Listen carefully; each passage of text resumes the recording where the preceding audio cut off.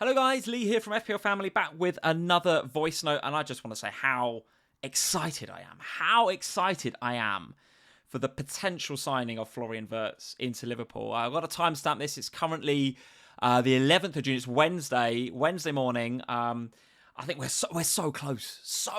The clubs are going backwards and forwards with a fee. We're putting upwards of 100 million on the table. I think maybe even upwards of 120 million on the table for this, what I consider to be a generational talent in Florian Wirtz. What a signing it would be. And I'm really, really pleased with the summer so far from Liverpool. We've got Frimpong done. He is over the line, and such a good signing for so many reasons, right? So many reasons.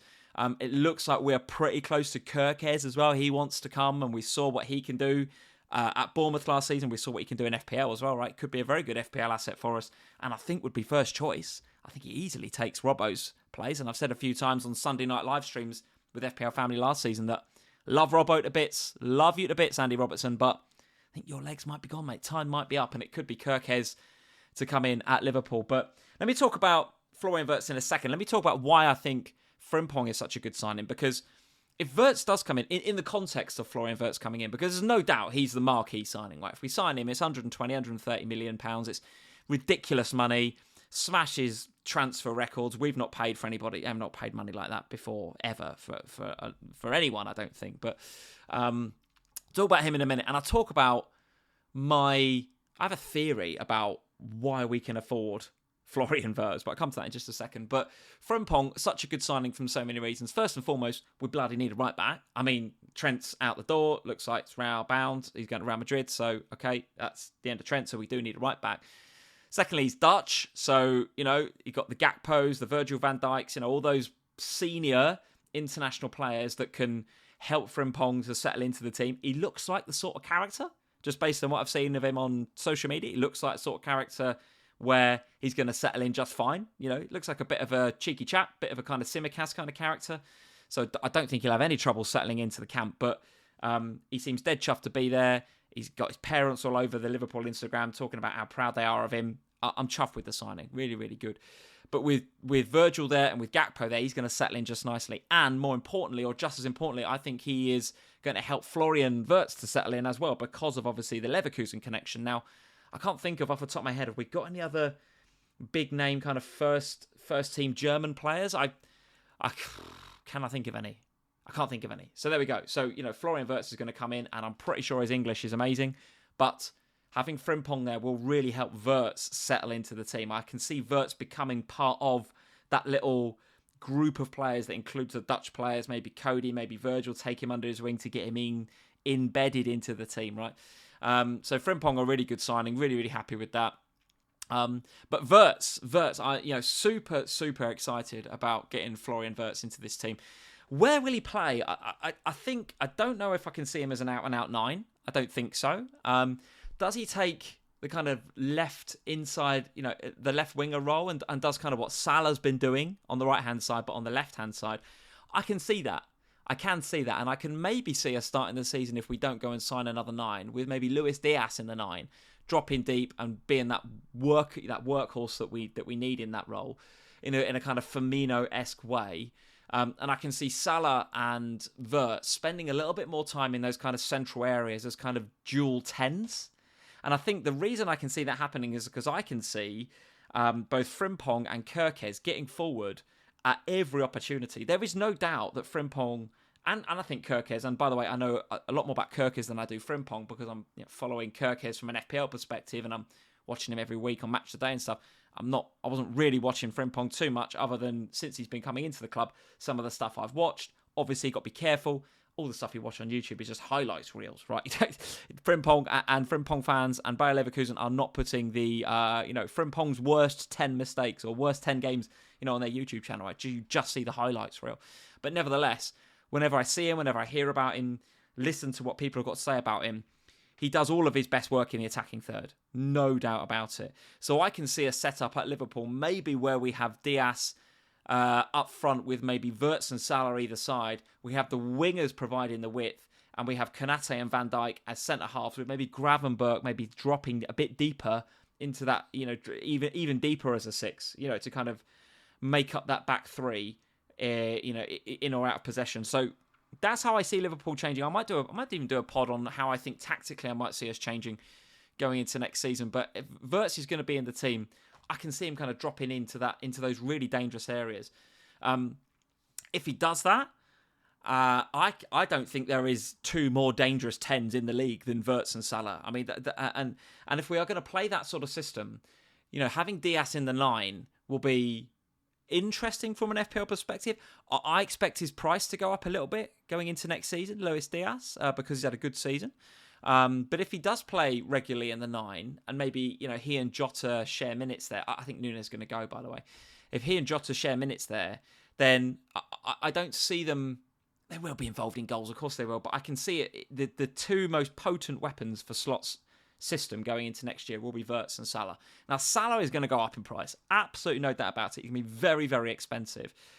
So I'm super keen to see what they do with Wirtz. Coming into the new season, I think there will be as much expectation in this new setup system, in this new slot system, on Wirtz as there is on Salah.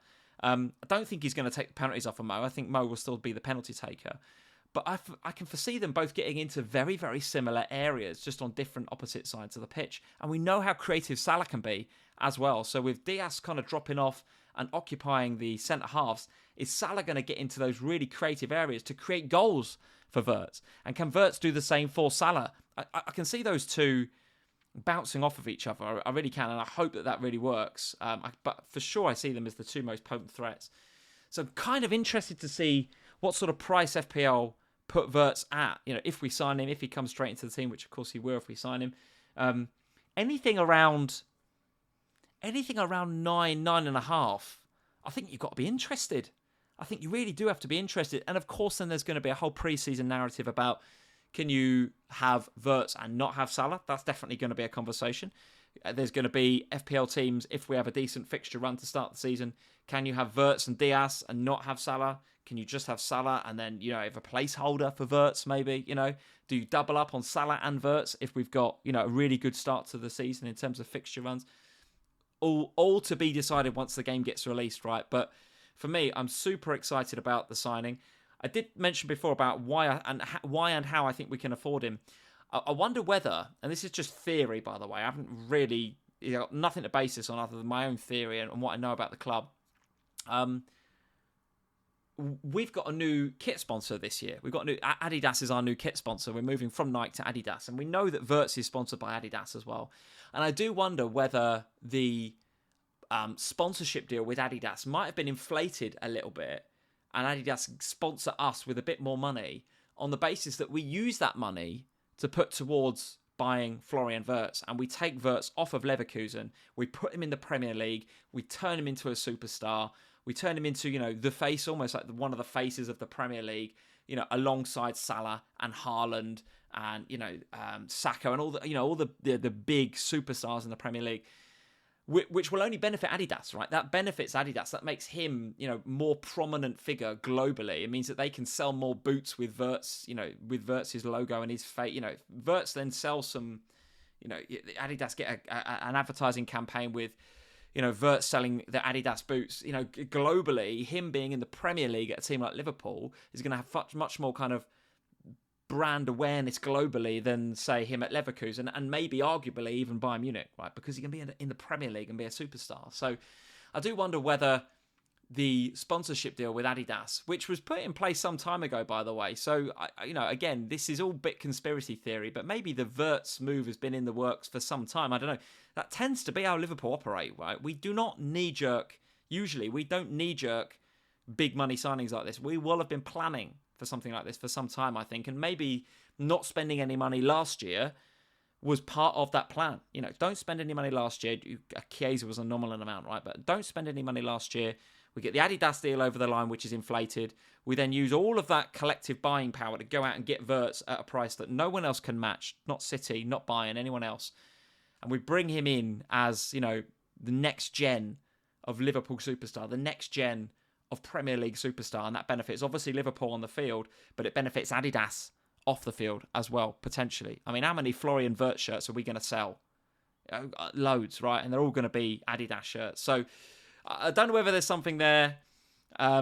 maybe tell me what you think of that conspiracy theory, because, you know, if we're getting more in sponsorships, we can spend more. We've got more spending power in the market, FFP, all that sort of stuff. You know, it means that, you know, we're within the rules of FFP if we're getting that money through sponsorship.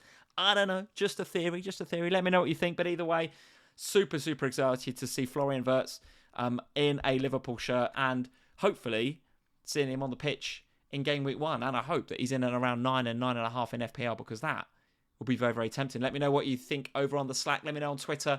Give me your opinions, guys. Florian Wirtz to Liverpool, looking like it's going to happen. I'm very excited. Speak to you soon.